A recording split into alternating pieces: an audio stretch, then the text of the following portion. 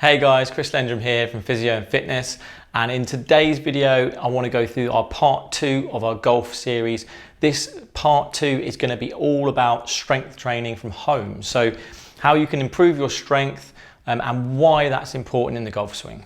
So now is the perfect time to work on your strength and your flexibility. It's the off season, so it's a perfect time for you to do this work when you're not hitting as many golf balls, you can't get onto the course as much, and you've got time to put into how you're going to play next season. One of the things we know about strength is that strength can improve your distance. There's numerous studies out there that show that strength training in recreational players improves their distance of driving, improves their ball speed, improves their club head speed. So if you can incorporate some of these things into your routine, you're going to find a massive benefit in terms of your golf game.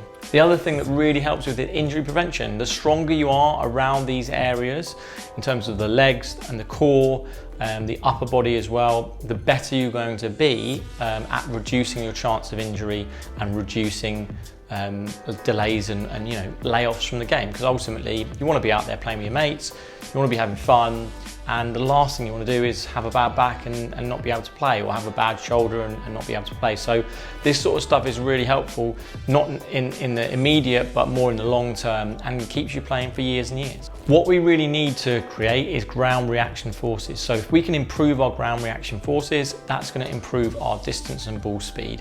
And then we can do that by strengthening our legs, particularly the power in the legs. So in terms of home training, one of the things that I would highly recommend is our hip extension strength. So jumping squats is a classic example of an exercise you could do that would be really helpful to improve your power through the golf swing. The other thing we really need is rotational strength as well. So banded work, so getting some band and doing some work where you're really coming through into that rotation with cable rotations, wood chops, doing that with power, doing that with speed, doing it controlled, so mixing that up.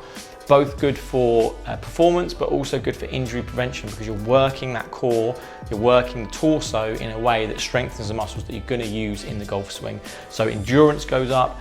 You know, how many times in a round do you get to 15, hole 15, you're knackered, concentration goes down, and then suddenly it all goes to pot. You know, if you can strengthen the body, then that shouldn't happen as frequently. The other thing that's really going around at the moment is these speed sticks, which you can swing as like weighted sticks basically, that kind of golf handles, but then it's like a metal pole. And Bryson DeChambeau has been using these, and we all know how awesome he's been at driving the ball a million miles. So, but it works for other people as well. So there's a few studies out there that seem to suggest that doing that is really helpful, because yes, we can build the force generation and the strength, but ultimately learning to actually swing that club faster is also going to be useful. So implementing some of that stuff at home can also be really helpful. So exercise wise, as we've just mentioned, things like squats, you can do things like eccentric squats, which are slow squats, which actually then is going to create a bit more force through the legs. Holding on to anything, using rucksacks at home, using some stuff to add some external force is going to mean that we're creating more strength, and more strength means that you've got the capacity to create more power.